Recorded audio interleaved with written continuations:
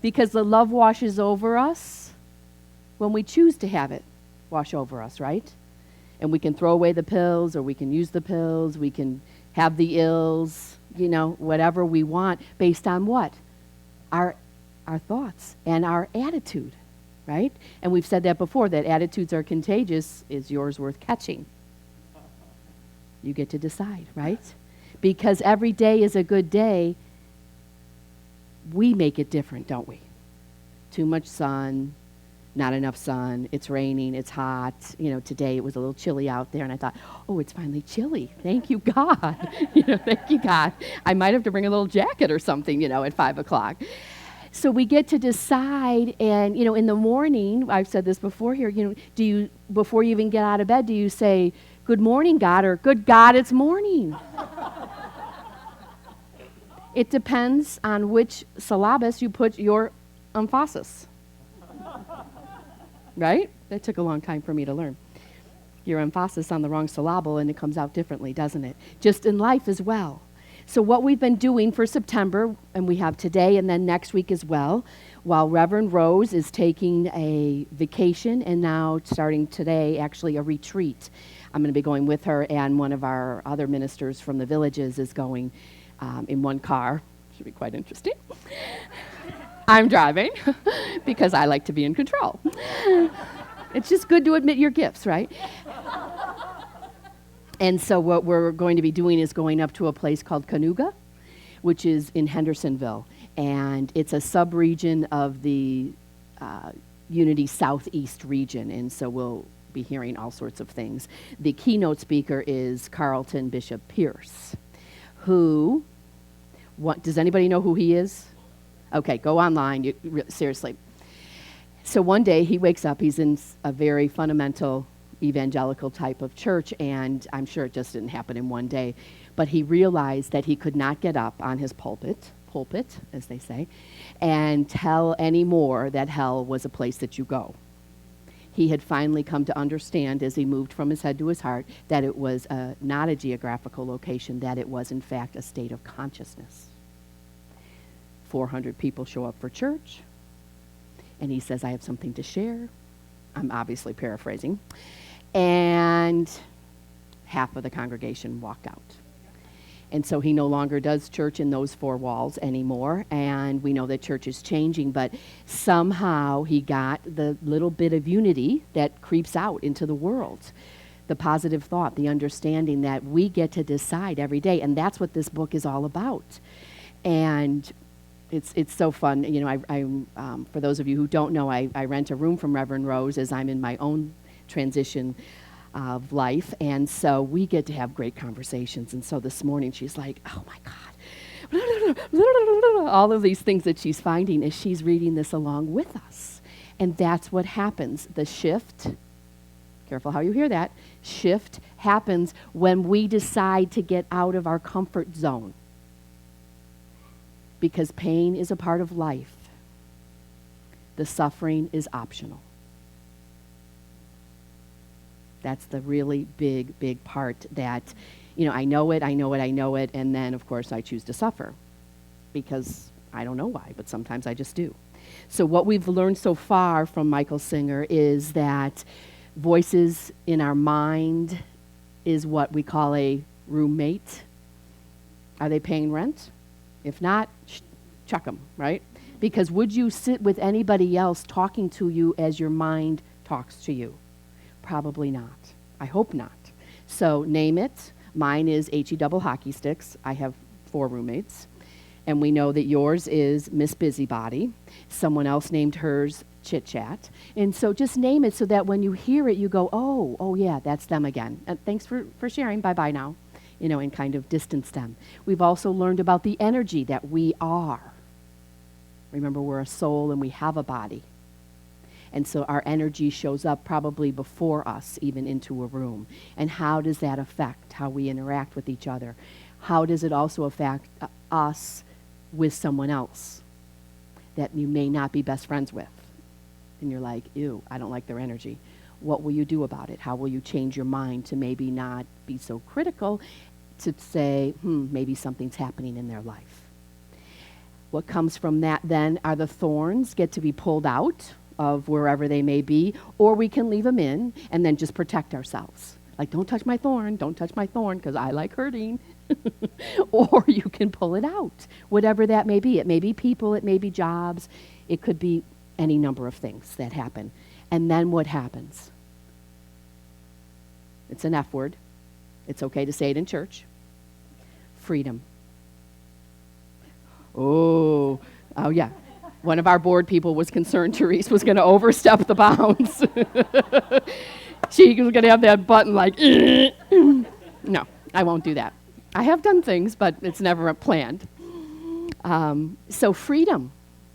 Would it be okay to just know every day, I get to breathe, it's freedom? Has nothing to do which flag we fly. It doesn't have to do with who we live with, how we were raised, how we're raising. How do we deal with what is us each and every day? As a little Catholic girl, I thought that thinking about myself, what I learned, what I was taught, was that it was selfish. So it took me from 30, when I started having my awakenings, till now, which is 27 years, to realize, no, I have to be centered in self. So that I am all prayed up, I am all who I need to be, so that I can show up. Show up to do this lesson this morning, show up to be a friend, a sister, whatever it is. This morning I decided as I was walking on the beach, I'm not going to not ignore. I'm not going to ignore anybody. Which usually I don't have that problem because I'm always talking. So recently I thought, well, I'm just going to be quiet when I go to the beach. But this morning I thought, no.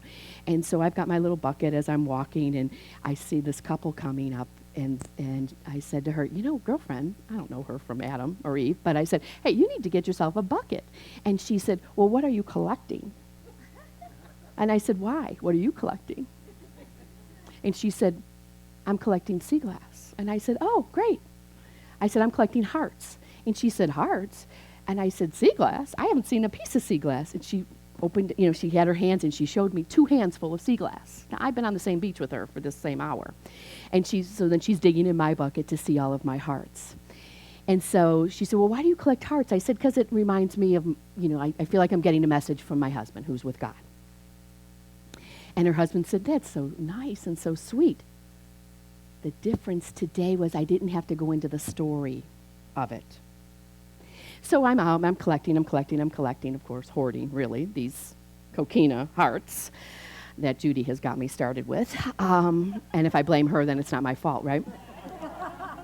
So I'm down the beach further on, and I see her running towards me, and she said, my husband found this heart. Oh, I should have brought it in because it's in the car. She goes, does this count? And it was a heart I had picked up earlier and thought, Therese, it's not perfect. You don't really need it. Just put it back down. You don't really need every heart you see, honey. This is my self-talk. So she said, my husband saw this and wondered, would this be okay? Yes, so then I'm walking by myself crying, like, oh, isn't that sweet? What a nice husband she has, blah, blah, blah, However, if I had not even looked at them as I was walking, I would not have had this conversation.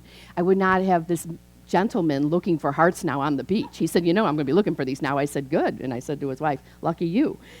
So this is what we get to do. How do we break down the walls that we've built?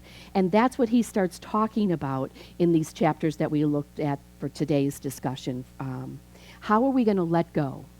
And he used the analogy of building a house. And we know we have to have a foundation, right? In Chicago, we have basements. I know we don't have them here. And then, you keep building the walls and all the infrastructure and all of that. So if you use that analogy for ourselves, the walls are our personality.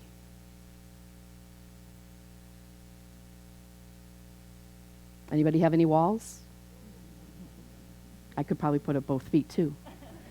Right? Because they help us. In a house, what do? They cordon off the kitchen from the living room or the great room or the bedroom or hopefully the bathroom, just so that we can have appropriate interactions and or actions or activities in each of those rooms. But the walls we build within ourselves keep us separate from other parts of ourselves as well as from other people.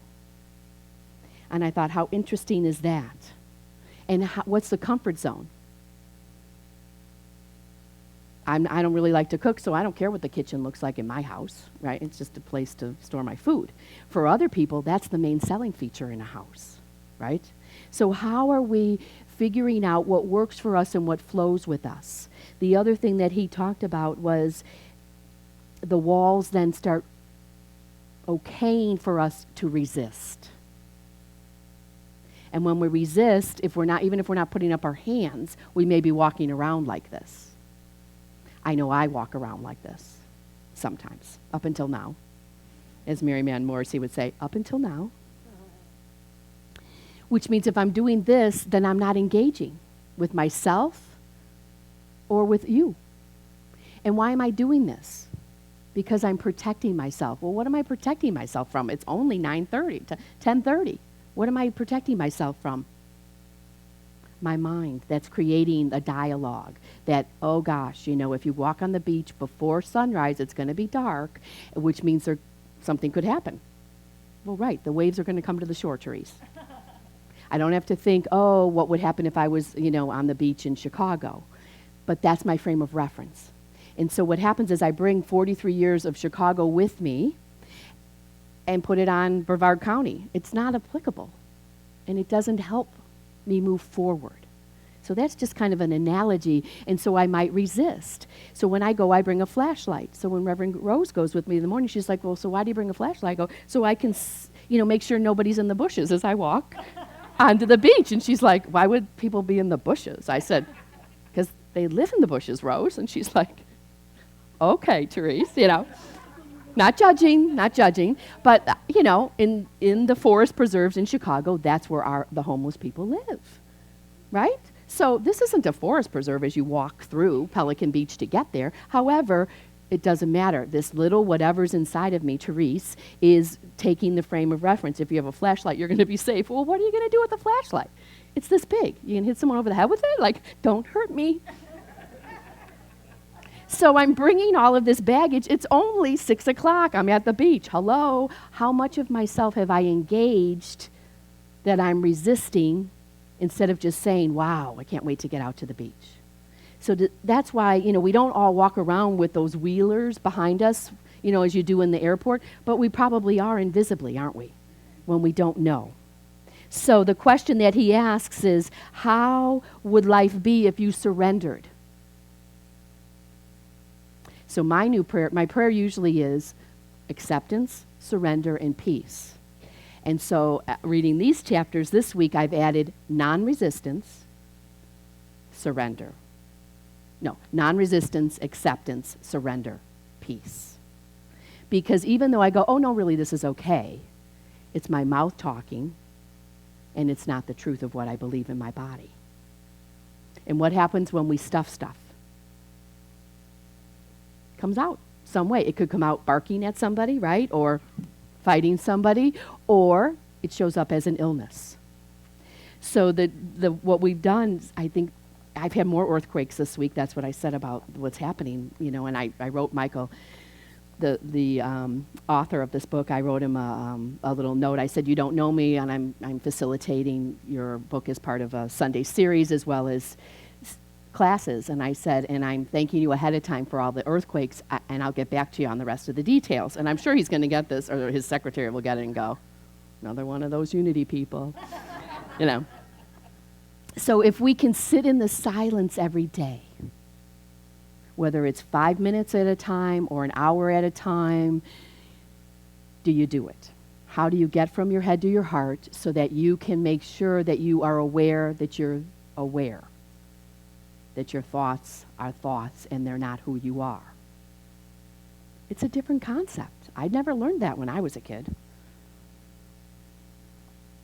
And the whole concept that he talks about as far as the walls being personality. And remember, in metaphysics, as we learned that, we have two parts of us in this human condition. One is our personality, which is what you would say, oh, that Therese, blah, blah, blah. And then there's the individuality of Therese that a lot of you probably haven't seen, which is, me being quiet for more than 5 minutes, let alone 3 hours at a time, or when I'm studying, or, those other things that we do. And the individuality is the intent with which I come on Sunday morning to prepare myself to speak with you, because it has to be my individuality, the truth of who I am, the God that's coming out through me, as me, is me, when I'm speaking with you all. But when my self-concepts get involved or in the way, then the ego slips in. So it's not really hard. It's all pretty simple. It's just not ever easy to figure out, okay, how do I always stay like this? Well, we're not always going to stay one way or the other until we have ascended. So as long as we're wearing this skin, freckles or no freckles, and I'm sorry if you don't have as many freckles as I do, but that's okay, you get to know that we still have more work to do, always. Limitations and boundaries, he says, only exist at the points where you choose not to go further. So think about it as a little toddler, little Brooke, who we have as a new member of our congregation. When she falls, what's going to happen? We're going to, Mom and Dad will say, well, let's get up, honey, get up. Just like when you fall off your bike the first time, get up. Well, I don't ride horses, but I've been told you fall off your horse, get back on your horse.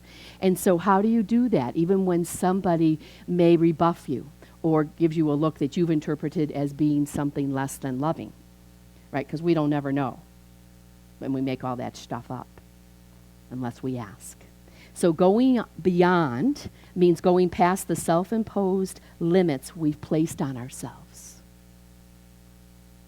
Even though I've been speaking publicly probably for, I guess since my 20s, so that's quite a few years now, I still get excited, nervous each time. And I remember talking about it with my dad, who was a Big Ten referee for basketball and football, and I would say, Dad, God, I'm still so nervous. I've done this for so long. He goes, Therese Ann, because when you're Catholic, you have two names. Therese Ann, that means that it is still living within you. When those butterflies or the sweat that comes behind your knees or whatever it is, however it is that your, excitement shows up or your nervousness shows up, when that's gone, then maybe you need to look at something else. Okay, so I push it. I push it each time to see how it is that I can be prepared to be authentic and real and risk, right? When we're authentic, we're risking, aren't we? And that's the best part of it. That's the juicy part of a relationship. So how many of you live in a cage? Thoughts are cage builders, aren't they? So we all have cages. They're not all the same, and they're not all created the same way. But, you see some of those studies where the elephant that's been caged or tied or whatever they do, inhumanely, in my opinion, but they take that shackle off of its foot maybe, or they open the cage for the bird and they just stay wherever they are. They don't know that they can go beyond that because it's not what their frame of reference is. Many times we will change our freedom for a cage that offers us the promise of protection.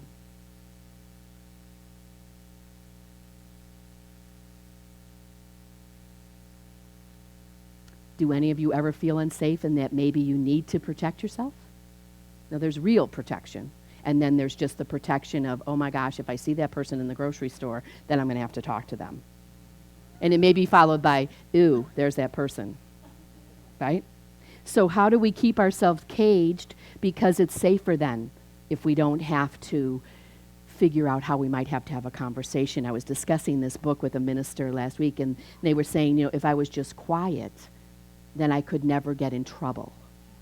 Well, for me, I guess I wanted to be in trouble because I was never quiet. I'm not sure. That would be something the psychologist has to look at. But, what is it? And so I said to her, really? So you were just quiet? Well, yeah. So when I'm out with people and I don't know what to say, I'm just quiet. And what does that silence sometimes feel like? A wall, right? Because you're like, okay, I'm out to lunch with this person. They asked me out to lunch, and they're not talking. And it feels like, ooh, doesn't it? So we get to decide. So that's what this book is about. How can we, just keep taking down the walls, those feelings when you feel like you're caged in, like the invisible fence. A dog can learn to withstand the temporary discomfort while escaping. Have you ever had those electric fences for your dogs? And you're like, wait, where's the dog? I have this fence up. Well, they They run to it, they get shocked, they run to it, they get shocked, they run to it, they get shocked, and they thought, oh, this isn't any big deal. I lived through it 3 times. Let me just go through it. Right? Same with the cattle and things like that on farms. They learn how far they can go and then how much they can stand. So how many cages are you living in, or walls have you constructed around you so that it feels okay for you? So he says here that the personality is all about clinging. The root of self is our awareness. And he says in here, it's not just about clinging to those things that didn't serve us well as children, but also those things that have served us well even in adulthood.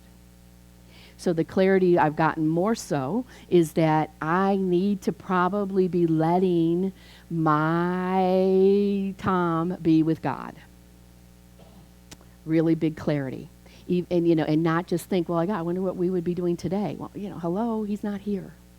And so how can I do this? And I was talking about it with Reverend Rose. I said, I don't really think I'm living in the past. And she said, no, but you're clinging to the idea, and we get to talk this way to each other. Maybe you're clinging to the idea of what that ideal was. And so you're not being present to even your grandchildren because you're thinking, what would Grandpa be doing if he was here with the grandbabies? Does that make sense?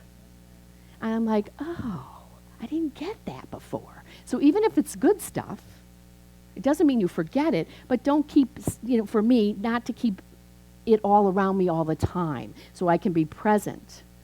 And I was with a friend in Melbourne, and who was a friend of Tom's. Dixie's, all you guys, most of you guys knew him, Leslie, before I did anyway. But so if I keep thinking, oh, I can't be with her. It was Maggie. And I thought, oh, I can't be. She just reminds me of Tom so much. And then when I realized is I am starving myself of a relationship with her, of a friendship with her. And so we talked about it. And I said, I haven't meant to keep this resistance of you there. I just wasn't comfortable. And so we talked about it. So how do you do that? How do you keep yourself distanced? Or how do you keep yourself in these thoughts, which are really not us anyway, but we are in them, and it keeps us stuck, right? Because he says we are not our thoughts, we are aware of our thoughts.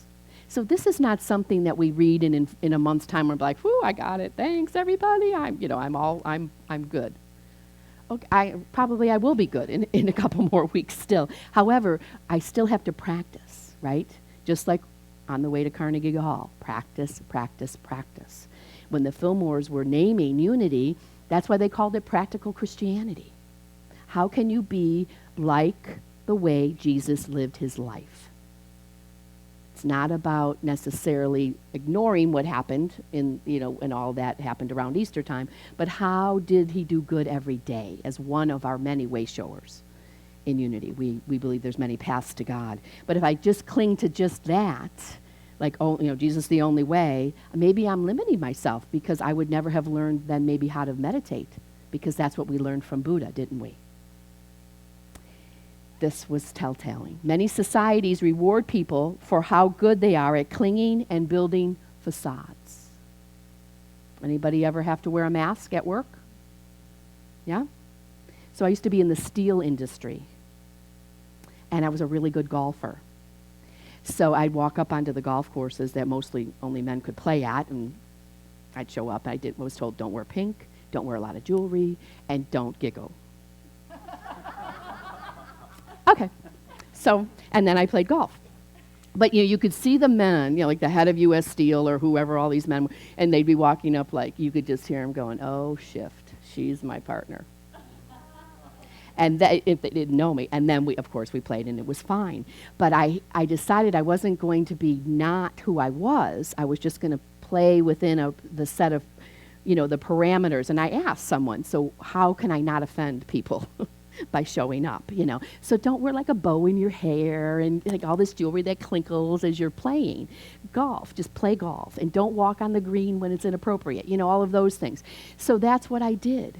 But what I was doing in life before I had my spiritual awakening through unity was I was being this person who was so driven by money. And I had a lot of it, and it was great. Now I don't, and I'm happy. And I don't wear a mask anymore. Right? So it's not, money isn't the bad thing. I'm gladly receiving money. The thing was, that was what was my source. And so I thought, well, if I keep working harder, then I'm going to have more money and then I'm going to be happy. And no, it didn't work that way. And I was grateful for all of those people who nudged me to work better. And now people are like, you want to play golf? I'm like, oh, I haven't played golf in years. Oh, yeah, I don't know where my clubs are. No, it's not important anymore to me. And maybe it will be another day. But it didn't have to be the identifying mark of who I was, right? And I didn't also back down when they were like, well, we didn't know you were going to be a girl, because of course I would just put T as my first initial. Learned well. They just T down. They're like, oh, I thought maybe it would be Tom or Terry. Yeah, no, it's Therese, right? So are you willing to have happiness? Yep. So it's really all about us. It's not who you live with. It's not who you work for. It's not who's, in the grocery line in front of you. It's not your children. It's not your grandchildren. It's you. It's me. It's just so not how I was brought up. And so this is causing earthquakes in me, even though I've had lots and lots of studies. So he says, the key question, do you want to be happy in spite of what may happen in your life? The answer is always, well, yes, of course, but then what? I'm building my walls. I have not only a house, I have a mansion that's filled with lots of walls of personality. I have cages all around me, defenses are up. Oh, well, how happy are you, Therese? Well, probably not much. So how can we move that away from ourselves and commit to the unconditional happiness? And what he says is the unconditional happiness will teach you everything you need to know about yourself and about others and about life. So going to the soccer field and watching my little 3-year-old grandson who, the shin guards cover his whole legs, they're so cute and running, and just laugh. And I'd laugh and I'm like, go. And everybody's like, we really like that you're here because you're the loud Nana. And then we, and I'm like, hey, come on, these are kids, cheer them on. Who cares which team is winning? Just cheer them on, right? To be happy. He talks about the 3 C's, conscious, centered, and committed. So we talked in the earlier chapters about being aware. And of course, conscious is about our awareness of everything that's present to us. Centered means we've done our prayer work. We got prayed up. And it may be that we do it in the car, we do it in the morning, we do it again, we do it again, we do it again. And if it's only ever thank you, that's all right. There's no right or wrong way to pray. And then the commitment to be happy, to be the best us. And what does that mean? Keeping our hearts open all the time. And it's so easy for us, isn't it, when we have situations that are not necessarily what we thought, at least when I wrote my script. I didn't consider being a widow at 57, but guess what? It is. So quit arguing with it, Therese, and open your heart to whatever's next. And that doesn't necessarily mean another relationship, although everybody's assured me that I'll have one. I'm like, thanks for you. You go ahead and you hold that for me, and I'm not sure that that's what I want, right? They don't know. I don't know.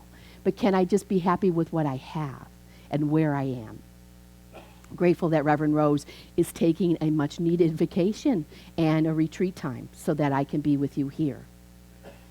And if I don't meditate, and the times I don't pray, then those are the times that I feel less than. I'm a minister, but I don't have a church. Right, Therese, but that's the choice you made. Well, but that's not what the world looks at. And then the roommate's all involved, right? So I get rid of H, and then E, and then that double hockey sticks, and the hell in my life goes away. Because we're not who we appear to be physically. We are not what we drive, what color our hair is, glasses or no glasses, jewelry, no jewelry, what our jobs are. We are a soul, and we are here to love. So the last part of what he talks about is the non-resistance, the acceptance and surrender. And the very last part, of course, as we get into next week, which will wrap it all up, is about death. Now, I know this won't surprise you, but from the time you took your first breath, you have begun to die. Right? Does everybody get that? And I remember someone told me that. I'm like, what? They're like, yeah, that's what happens, Therese. I'm like, oh. Well, I never took much science, Even through my many degrees, I didn't take many science things. I'm like, what? So it happens. So can we prepare to if today was your last day, can it be the best day ever?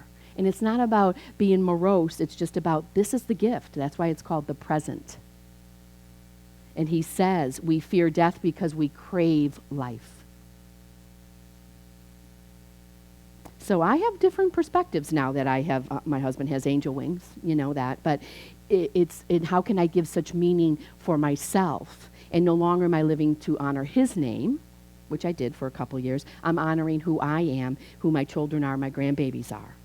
So we go beyond the fear, we go beyond my personality to get living life, to get into the freedom that this book kind of outlines for us. And of course, matches right with unity. So let us pray. Close your outer eyes if you're comfortable. And we say thank you, God, for the tools that come in a book form or through a conversation with another on the beach or in the grocery store or in our time of meditation. And thank you for the joy that we hear in the baby's hiccups to remind us that that's what life is about. Letting the hiccups be okay because they're going to come. They're going to come. And for us, they show up in all different forms. Let there be hiccups versus cages. Let it be hiccups versus anger. And thank you for this community that honors their minister so she can take the time off that's necessary and certainly deserved. Thank you for all of you who have stepped up, the board and everyone else, to make this service happen. For Carol Ann, who's with our babies right now, and for the musicians that help us learn the message in a different way at a different cellular level as well. And this week as we go forward, knowing that we are untethering our soul to be the truth of who we are as you expressing in this world. We pray this in your name and after your nature and under the authority of the living, loving presence that is each of us here. And for all of our blessings, seen and unseen, we say thank you. We are grateful. Amen.